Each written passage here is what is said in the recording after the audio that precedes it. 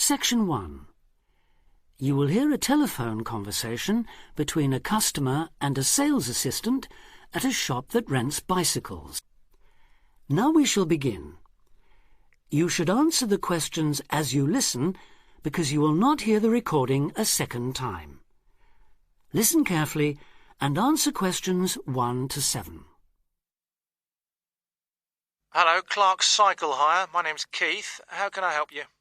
Oh, hello. I saw your ad in the local paper, and as I'm thinking of doing some cycling, I'm wondering what kinds of bike you have and what your prices are like. Well, we hire out two main types of machine, touring and mountain bikes. Are you likely to be riding off-road, do you think? No, I'll probably be sticking to roads and country lanes, so a touring bike would be best, I think. Right, well, the rate will be £50 for a week or £14 per day. So it's a lot cheaper to rent by the week? Yes, definitely. Though it's important to bring the bike back on time. Otherwise, I'm afraid we have to charge a late return fee. And how much is that? For each additional hour, it's £1.25. So if you were a day late, it would cost another £30? Yes, that's right. I'd make sure I didn't do that then. I should also point out there's a deposit which you get back when you return the bicycle. In good condition, of course. On touring models, it's £60. Is there anything else I'd have to pay? No, that's it. Though if you're planning to ride fairly long distances, you might like to have one or two accessories. Such as? Well, for another £5, we can supply lightweight bags, either panniers or the handlebar sort. It's amazing how much they can carry, and the way they're designed means they don't get in the way when you're riding. Well, I'll see. But what about essential things like a pump and a repair kit? I wouldn't have to pay extra for those, would I? No, there's no charge for things like that. Or for a lock. It's a good strong one, too. Just make sure you don't lose the key. That reminds me, what about insurance? What happens if someone steals the bike, in spite of the wonderful lock? Didn't I mention that? Oh, I should have told you that's included in the rental, too. And it covers everything, does it? It covers you against theft of the bike, yes, as long as it's securely locked at the time. You'd have to pay part of any individual claim, though. How much? If the bike was stolen and not recovered, you'd be liable for the first £100. So, if I do go ahead and rent one, how do I pay? By cheque or would it have to be cash? Neither, I'm afraid. We can only accept credit card bookings. Otherwise, we'd have to ask our customers for the full value of the machine as a deposit. I've got a Visa in my name. Would that be okay? Sure.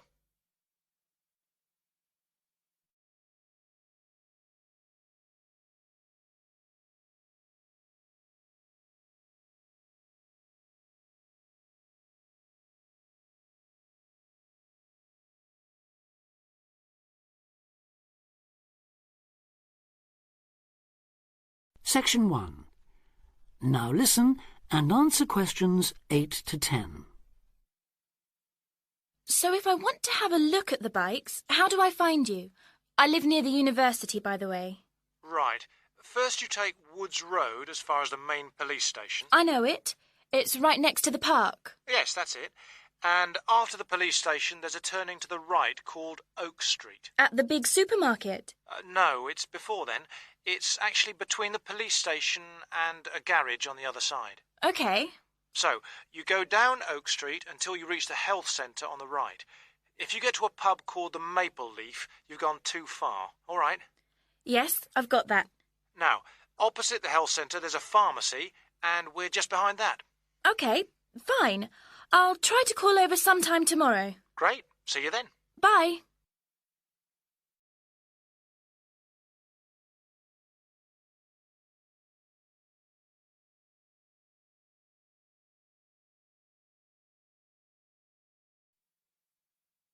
Test 1.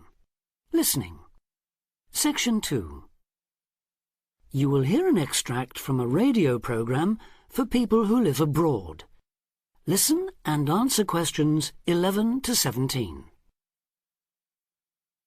You're listening to Expat News, a weekly broadcast for the English-speaking community in this great city.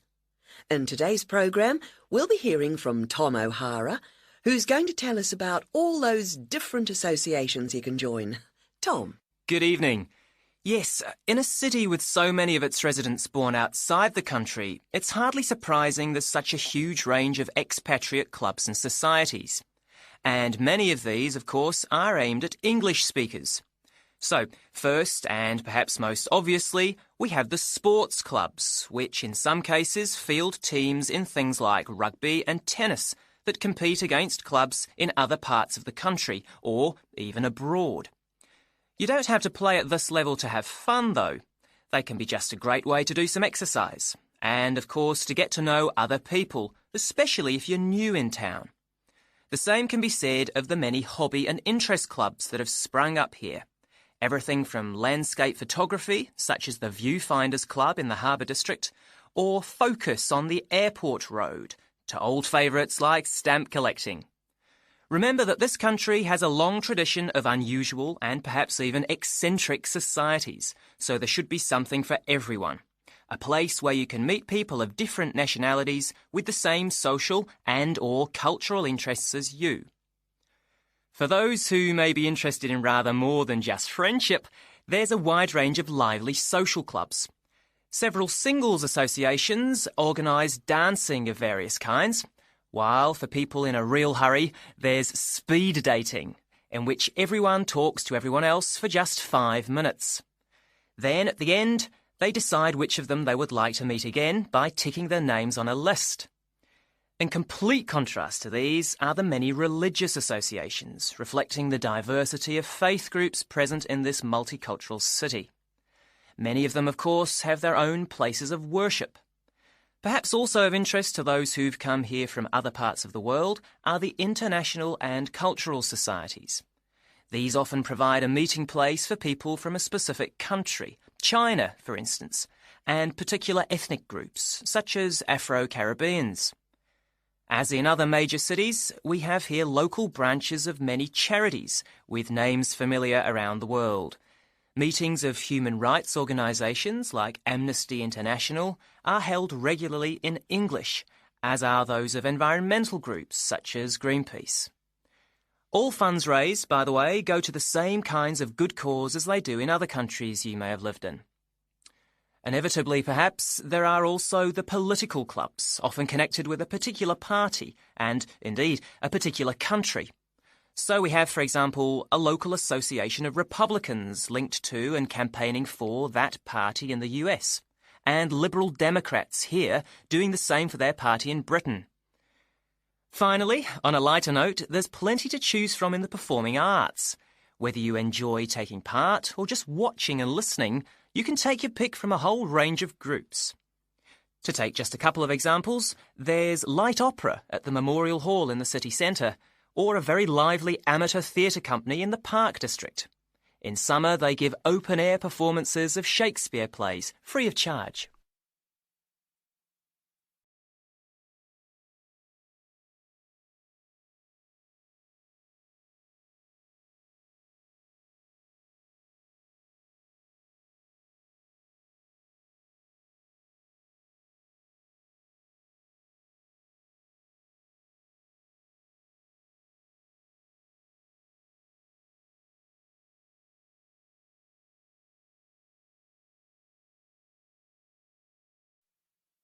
Test 1. Listening. Section 2. Now answer questions 18 to 20. I should mention at this point that clearly some districts have a higher concentration of English-speaking clubs than others, and that certain parts of town tend to specialise in particular activities.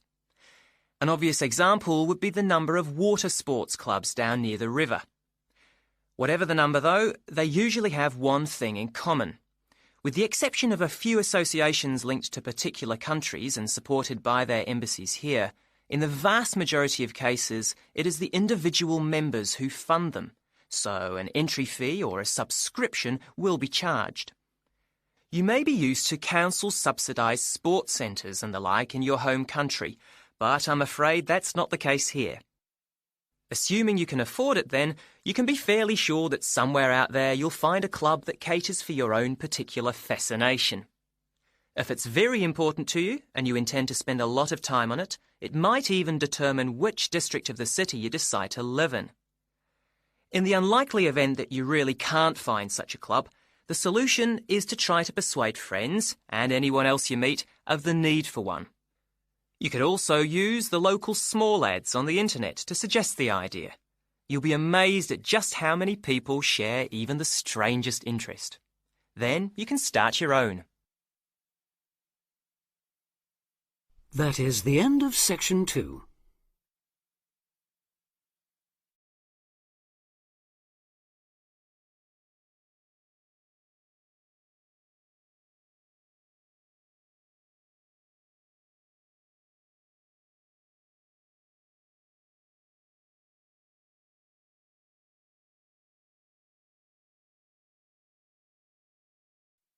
Test 1. Listening. Section 3. You will hear a tutor and 2 students discussing the best ways to study. Listen carefully and answer questions 21 to 25. Well, how are you both settling in? Fine. Yes, no problems. So far, anyway. Good. Remember that as your personal tutor, I'm here to help you if you do have any difficulties. Now, as you know, lectures start on Monday, so I thought we'd look at a few ways of making the most of them, especially in terms of the notes you take. Let's begin by thinking about what you can do before you even go to the lecture. Any ideas? Make sure you're up to date with all the background reading, so you know plenty about the subject already. Yes, that's essential. The lecturer will assume you have that knowledge. Anything else, Carlos? Well, check what the topic's going to be. Of the lecture, that is. I'd go a bit further than that and consider what the content may be. Then you could ask yourself some questions that you want answering and listen out for the relevant information during the lecture. Okay. Now that brings us to the lecture itself and the actual business of writing notes. But there's a lot to deal with there, so we'll come back to that later. What I'd like to do for the moment is continue with the process of note-taking and move on to the next stage. Any suggestions for what that might be? When the lecture is over, you mean? Yes, once you're able to sit down somewhere quiet with your notes. Read them? More than that, you need to make sure they'll still make sense to you weeks, months later. Edit them? Yes, that's what's needed. It's well worth spending a few minutes on it. Any missing words, anything difficult to read, things you didn't have time to jot down, now is the time to do so, while everything's still fresh in your mind. Right. And after that, when's the best time to revise them? When do you think, Carlos? I'd say just before the next lecture, in the same subject. Precisely. That's a vital time to look at them again, for obvious reasons. But it's definitely not the only time. When should you revise them again? A month later, maybe? Sooner, and much more often than that. I'd recommend you look at them again once a week. That's why it's so important they're complete and easy to follow.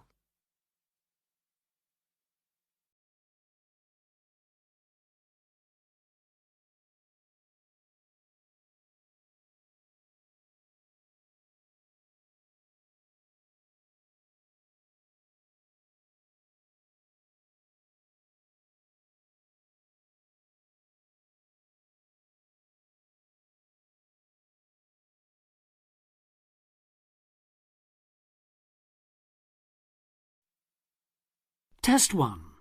Listening. Section 3. Now answer questions 26 to 29. Right. Let's go back to note-taking and begin with the basics before the lecture has even started. What should you do when you walk into the room? Get a good seat, at the front if you can, where you can hear clearly and avoid distractions. Yes, though obviously others will have had the same idea, so it's as well to get there a bit early. So, when the lecture's underway and you're busy jotting things down, what should you try to ensure? That you're getting all the main points. And what if you don't catch something you know must be important? I'd leave a space. Then I could check it later, perhaps by asking a question at the end and fill it in afterwards. That's an excellent way to deal with it, yes. And there's something else I'd like to mention here. Talking about going through notes afterwards, it's absolutely vital that what you write is legible for one very good reason. It saves time. You'll waste many hours during the course if your revision is held up because you can't read what you've written. Okay, what else can we do to make listening and note-taking more efficient? Well, I always listen out for signpost words. Sorry, what are they? They're the ones lecturers use to say where they're going. A bit like a signpost at a road junction, I suppose. Things like, the first reason is, however, to sum up, and so on. Yes, they can tell you when something important is coming and help you organize your notes, too. Test 1. Listening. Section 3. Now answer question 30. Is there anything else you can add, Carlos? There's something I think's very useful, but it's later, after the lecture is finished. That's fine. Go on. Well, what I do is go through what I've written down, summing up the main points in a few words in the margin, on the left-hand side of the page. I try to use words that'll jog my memory, so that I can remember what everything's about when I look at them again. Yes, that can work very well. What some people do to review their notes is cover up their full notes from the lecture, maybe with a piece of paper or a card, and concentrate just on what they've put in the margin, trying to recall the details. Then they move the cover down a little and check whether they were right. Or you could put your main points on another piece of paper and clip them together. Instead of covering and uncovering, you just hold a page in each hand. Sure. It's down to personal preference, really. Everyone has their own learning style. That is the end of section 3.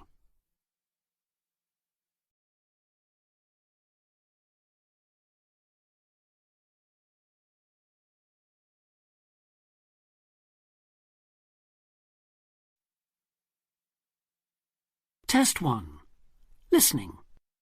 Section 4. You will hear part of a lecture about a place called Cuba PD. Listen carefully and answer questions 31 to 36. Good afternoon. Today, we're continuing this series of talks on the development of the Australian outback with a look at Cuba PD, the desert town of opal mines and underground living, which lies 860 kilometres north of Adelaide and 690 south of Alice Springs. The inaccessibility, harsh climate and almost total lack of water made it a highly unlikely place for human habitation. But that all started to change in 1915 with the discovery there of opals, the precious stones which seem to change colour according to their surroundings. Settlements were established following the First World War, when soldiers returning from the trenches of France brought with them the techniques of living below ground in dugouts. The Depression of the 1920s and 30s led to many prospectors leaving, but the town boomed again in the late 1940s, when shallow new opal fields were discovered, and immigrants from Europe arrived in large numbers after the Second World War. It must be remembered, though, just how hostile conditions were. Daytime summer temperatures reached well over 50 degrees centigrade, winter nights were bitterly cold, and dense dust storms regularly blanketed the town. To cope with this, more and more people began living in disused mines and purpose-built subterranean houses, where the temperature remains at a comfortable 25 degrees all year round, so that eventually around 70% of the town's inhabitants had made their homes beneath the surface. This led to the construction of hotels and even churches below ground, as well as an entire underground shopping centre, the only one in the world.